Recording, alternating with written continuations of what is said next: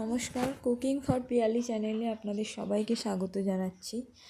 এত সুন্দর চাউমিনটি বাড়িতে আপনারা কীভাবে বানাতে পারবেন, খুবই কম সময়ে তৈরি হয়ে যায় এই চাউমিনটি, আর একদম ঝরঝরে সহজ আমি একটি রেসিপি আপনাদের সাথে শেয়ার করছি।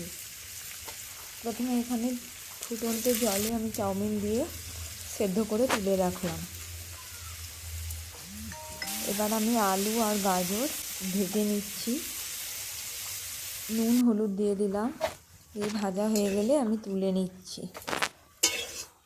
এবার আমি এখানে কড়াইতে দিয়ে দিচ্ছি 2টো ডিম। আপনারা ডিম আপনাদের পরিমাণ অনুযায়ী দেবেন। এবার দিয়ে দিচ্ছি নুন, আর দিয়ে দিচ্ছি লঙ্কার গুঁড়ো, হলুদ গুঁড়ো, সব দিয়ে ডিমটিকে ভালোভাবে ঝুড়ো ঝুড়ো করে ভেজে নিচ্ছি।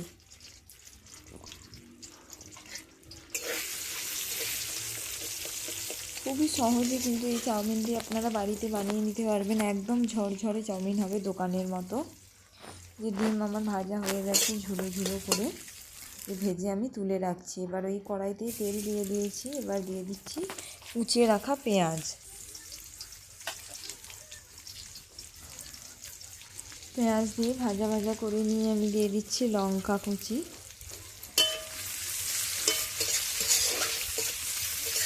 আবারও নেড়ে চেড়ে একটু ভাজা ভাজা হয়ে গেলে দিয়ে দিচ্ছি এখানে টমেটো কুচি। 2টি মিডিয়াম সাইজের টমেটো আমি কুচিয়ে রেখেছিলাম, সেটাই দিয়ে দিচ্ছি। আর দিয়ে দিচ্ছি ক্যাপসিকাম কুচি। ক্যাপসিকামটা আমি এখানে একটু লম্বা লম্বা করেই কেটেছি, যাতে দেখতে খুবই সুন্দর লাগে। আবারও দিয়ে দিচ্ছি নুন হলুদ দিয়ে আমি ভালোভাবে নেড়ে চেড়ে ভেজে নিচ্ছি।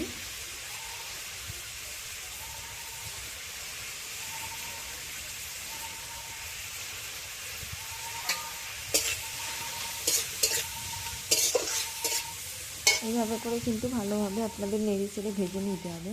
আর এখানে আমি একটি পেস্ট দিচ্ছি, রসুন আর শুকনো লঙ্কা আমি বেটে রেখেছিলাম, সেই পেস্টটি আমি দিয়ে দিলাম।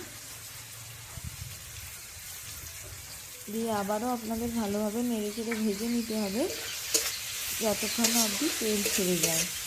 তেল ছেড়ে কিন্তু রসুনের কাঁচা গন্ধটা একদম বেরিয়ে যাবে। এটি খেতে কিন্তু খুবই টেস্টি হয়। এবার আমি ওই বাটিতে একটু ধুয়ে দিয়ে দিচ্ছি অল্প পরিমাণে জল, দিয়ে এগুলো ভালোভাবে সেদ্ধ করে নেব। দেখুন আমার কিন্তু সেদ্ধ হয়ে গেছে, ভালোভাবে আমি ঢাকা দিয়ে সেদ্ধ করে নিয়েছিলাম। এবার আমি এখানে দিয়ে দিচ্ছি সেদ্ধ করে তুলে রাখা চাউমিন।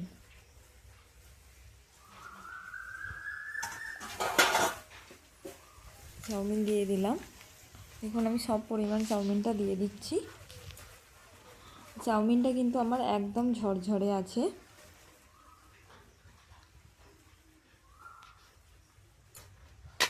এবার দিয়ে দিচ্ছি ভেজে রাখা সবজিগুলো। ভেজে রাখা আলু গাজর আর ডিম আমি এখানে দিয়ে দিচ্ছি। দিয়ে আবার ভালোভাবে নাড়াচাড়া করে নেব। চাউমিনে কিন্তু আমি আগে থেকে নুন দিয়েছিলাম সেদ্ধর সময়, সেই জন্য আমি আর নুন দিচ্ছি না। এখন এইভাবে আমি ভালোভাবে নেড়ে চেড়ে মিশিয়ে নিচ্ছি চাউমিনের সাথে মশলা আর ভাজাগুলো। এইভাবে করলে দেখবেন খুবই ঝরঝরে হয়, একটুও জড়িয়ে যাবে না, কড়াতেও লেগে যাবে না।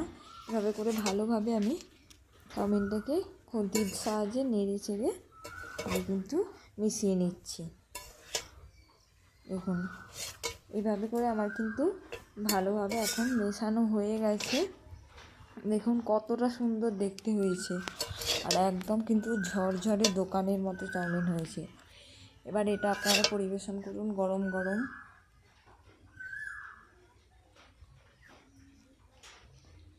সসের সাথে খান, খুবই কিন্তু দুর্দান্ত লাগে চাউমিনটি। আপনারা দেখেই বুঝতে পারছেন কতটা ঝরঝরে সুন্দর দেখতে হয়েছে। যেমন সুন্দর দেখতে, কিন্তু সেরকম সুন্দরই খেতে হয়েছিল। ধন্যবাদ বন্ধুরা এতক্ষণ ভিডিওটি দেখার জন্য। আমার ভিডিও যদি আপনাদের একটু উপকারে এসে থাকে, লাইক করে সাবস্ক্রাইব করে পাশে থাকবেন, যাতে আরও নতুন ভিডিও ছাড়লে আপনারা দেখতে পান। ধন্যবাদ। সে উঠবে না।